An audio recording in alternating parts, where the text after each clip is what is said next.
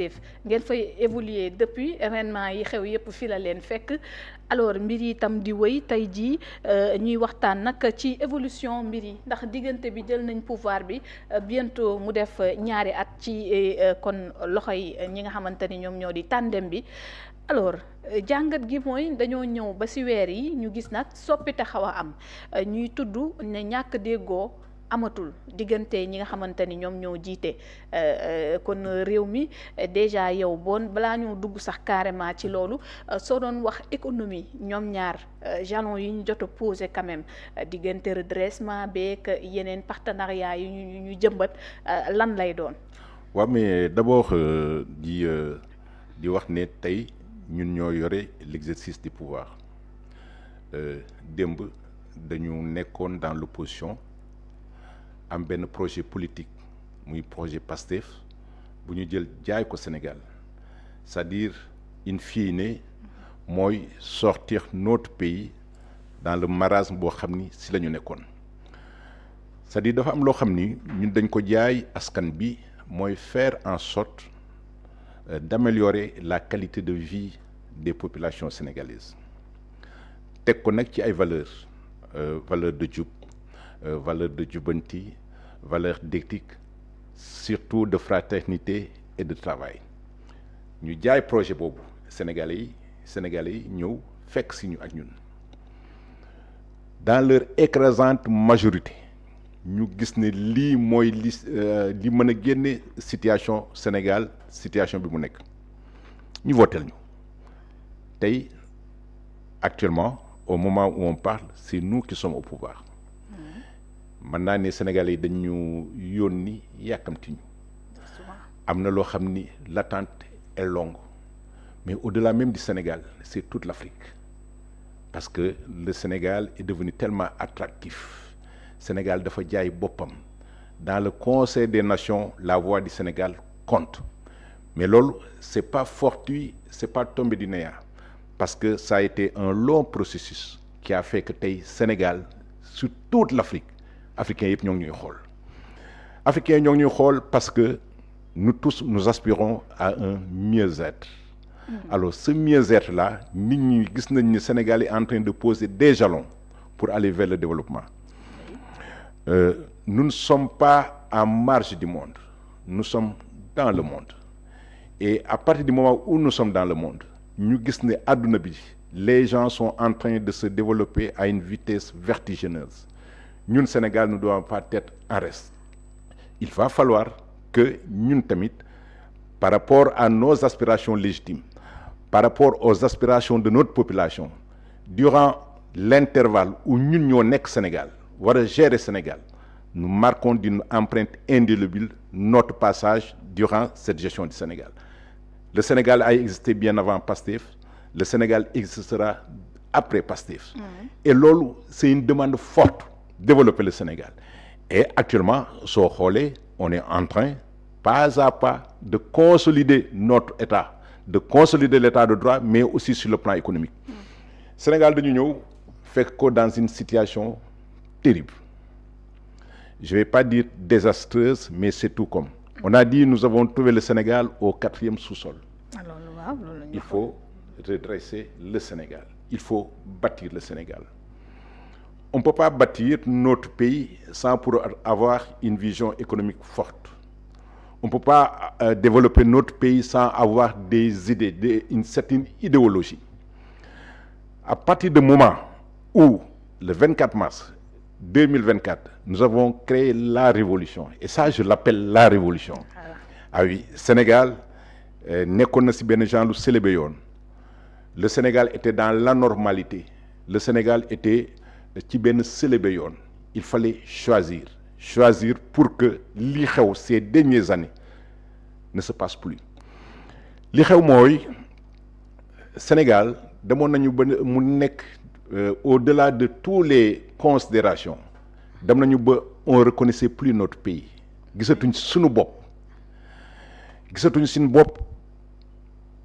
bu ñu demee ba tu fais un délit parce que tout simplement da nga takk benn bracelet Pastef ñu jàpp la ci loolu parce que da nga takk bracelet Pastef après ñu jël la dugal la ci kaso bi sans autre forme de procès.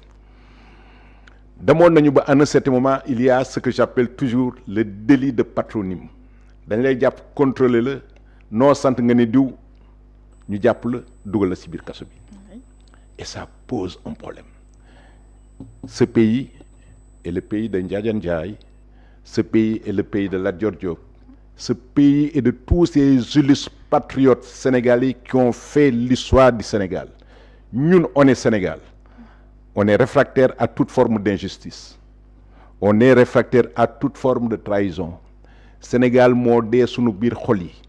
Alors quelles que soient les vicissitudes Sénégal tey fi mu nekk ci c'est pas sa place. On mérite mieux.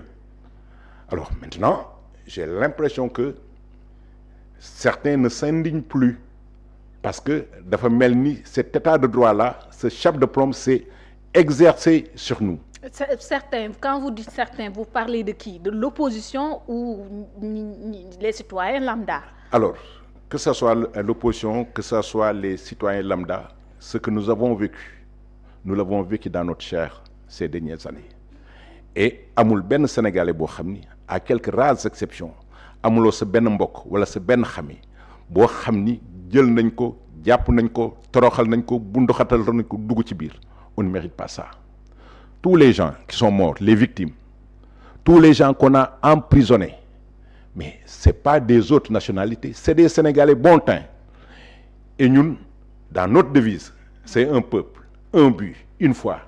ay nit soo leen bokkee am na loo xam ne waroo ko teg ci kaw mais dañu demoon ba fàtte loolu il y avait une certaine oligarchie il y avait un certain clan ñoom ñoo waroon ñëw téye les rênes du pouvoir yaakaar ni lu leen neex la ñuy def ci réew mi loolu mënuñu koo nangu. Pourtant Macky Sall tontu na ci yàggul dara.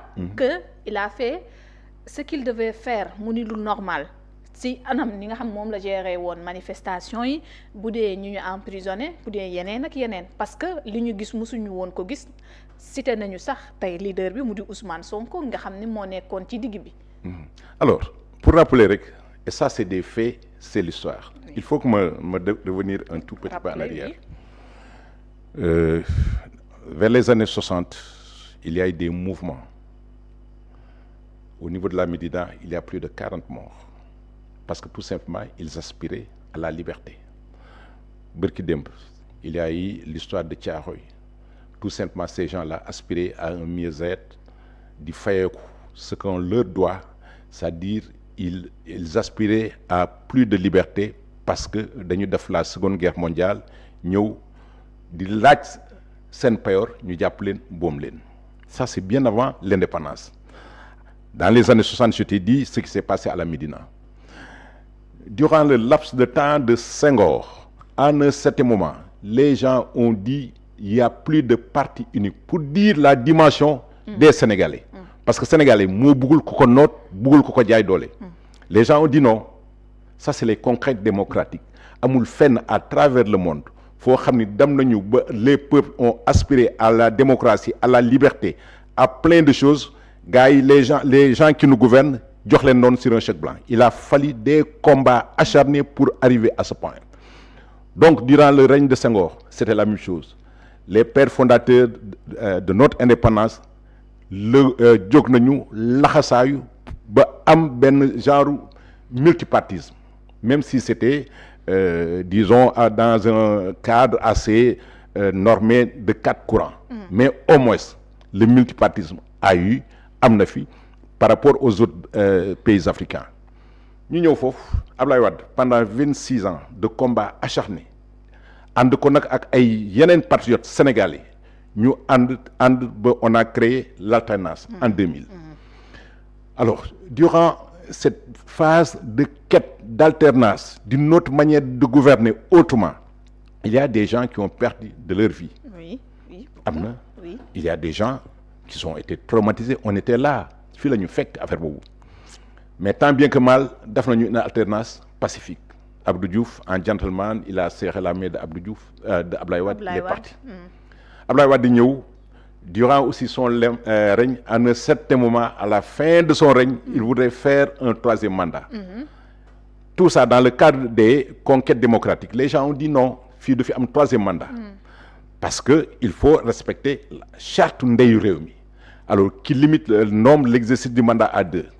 nit ñi xeex ba finalement mu dem ay élections malgré ça ñu gagné ko au second tour Macky Sall ñëw benn mandat deuxième mandat moom tamit à un certain moment mu bëgg a basculer dans le truc les gens ont dit non et c'est Pastef qui a payé le prix le plus fort parce que c'est Pastef qui incarnait une alternative crédible nit ñi jàppale ko parce que gis nga adduna bi dafa changer on est dans la géopolitique les aspirations sont devenues plus fortes temps yu jëkk yi avec l'avènement de l'internet l'information est à portée de main da ngay ñëw toog sa kër tu as toutes les informations amul kenn koo xam ni il vit en marche wala am na loo xam ni xamatu ko ñëpp ils ont accès à l'information quand tu es là tu regardes ce qui se passe aux États-Unis ce qui se passe dans les pays développés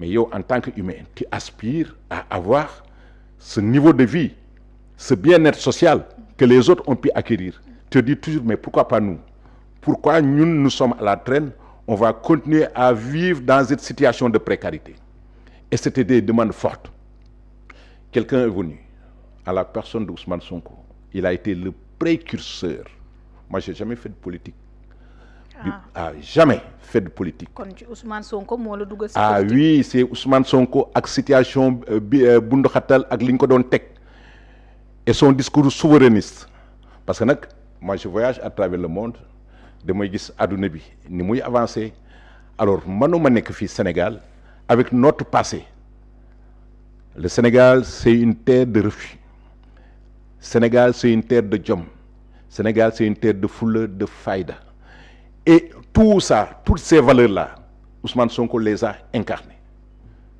ñu gis ne sunu pays actuellement kenn xamatul fan la ñu jëm mu incarné ko nit ñi jël ko bugg a dal ci kawam nous il fallait qu'on serve de rempart jàppale ko nag quoi parce que nag dañu yéene que sunu réew jëm ci kanam dañu yéene que Sénégal nos enfants dootuñu dugg ci gaal yi di dem dans les pays autres nos enfants dootuñu jaar par le désert parce que pour ñoom le bien-être c'est ailleurs le bien-être on doit le construire et le bien-être ce sera ici et ce que président Sonko lim ñu jaay lim ñu wax lim ñu bëgg a yóbbu yooyu yëpp dañ koy gis ci moom donc lui seul il peut pas faire tout ça. en tant que ku fekkee 1960 peut-être gouvernement yu ñu ci teg ba yegg si fii Ousmane Sonko jaay leen loo xamante ni peut-être yow personnellement gisoo ko woon ci ñi fi jaar ab diggante Senghor ba Macky Sall. alors lan la.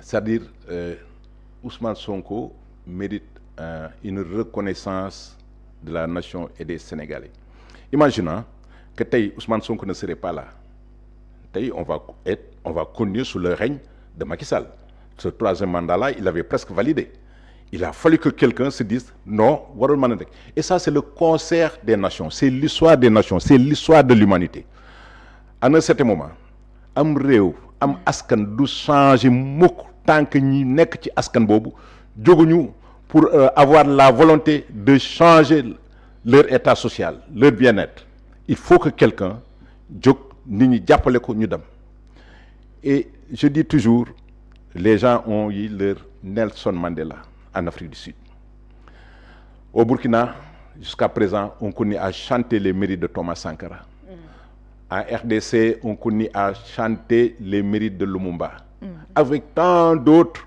Africains à travers le monde mais ñun aujourd'hui on le désigne et avec beaucoup d'emphase que Ousmane Sonko fait partie de ces races qui ont un peu sorti leur pays de la situation bi ñu nekkoon quoi et rien que pour ça nous lui devons une reconnaissance éternelle.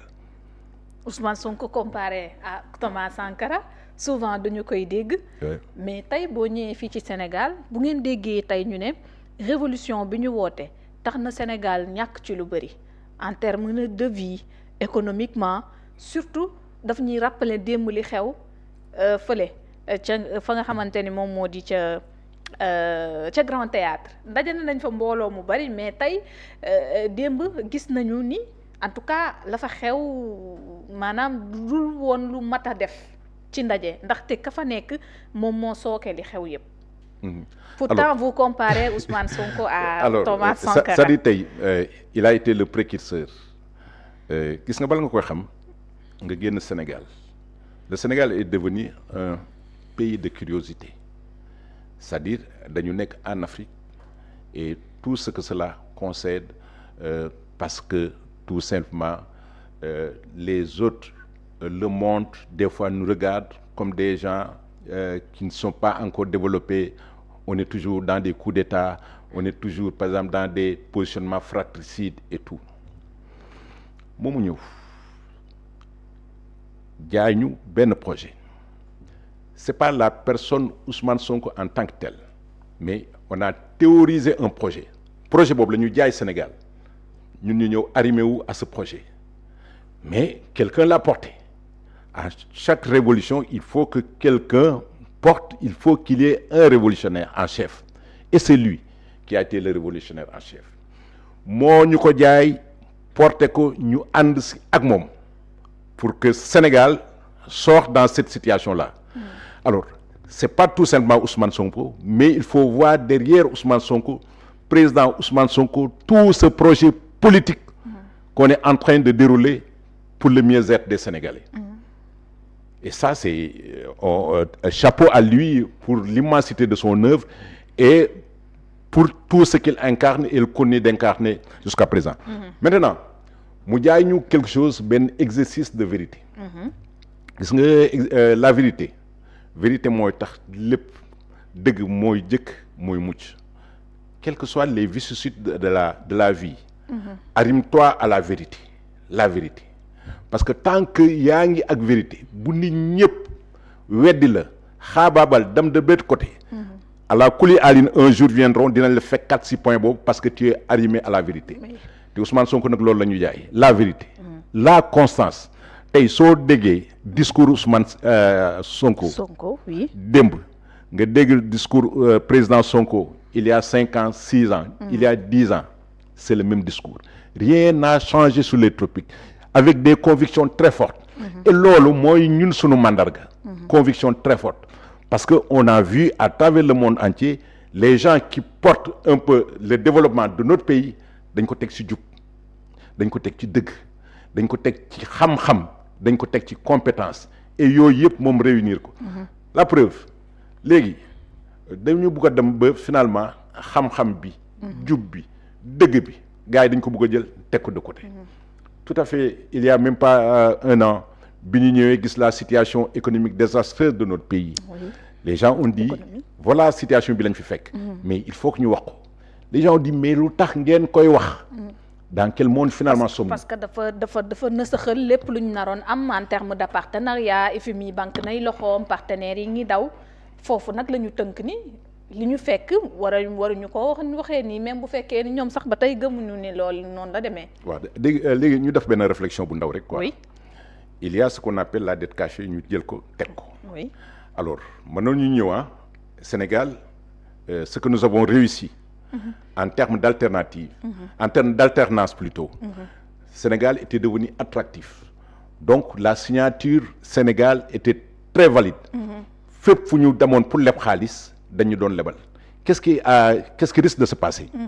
Donc ñun ñu am suñuy mbóot denc ko nëbbu ko ñu continuer di leb dañuy dem ba un moment ou un autre ça va nous rattraper on va être dans un pays en cessation de paiement. Ce qui s'est passé en Argentine ce qui s'est passé en Grèce ce qui s'est passé dans plusieurs pays au Ghana tatata machin. De deux choses l'une. Soit ñu taf sans complaisance le diagnostic économique de notre pays et financier xam ni lii moo fi nekk. Et on prend des mesures pour juguler tout ça. Soo xoolee depuis bi ñu toogee ba léegi. Amuñu 1 franc du FMI amuñu 1 franc de la Banque mondiale. Jusqu'à présent te on continue à travailler on continue à se développer on continue à investir. Xoolal nag di xool nit ñi les yeux dans les yeux en tant que partenaire. Et c'est là aussi la souveraineté. ñëw toog par rapport à une situation donnée où tout le monde nous prédisait que affaire bi day dem par terre. Mais tant bien que mal dans notre stratégie de développement avec des hommes forts avec des idées claires xam fi ñu jëm avec notre plan de redressement on est en train de redresser le pays di ko teg ci yoon et on continue et ça on le doit au leadership du président Ousmane Sonko et aussi du président Bassirou Diomaye Faye. Et justement daf may permettre ma avancer dem ci beneen point parce que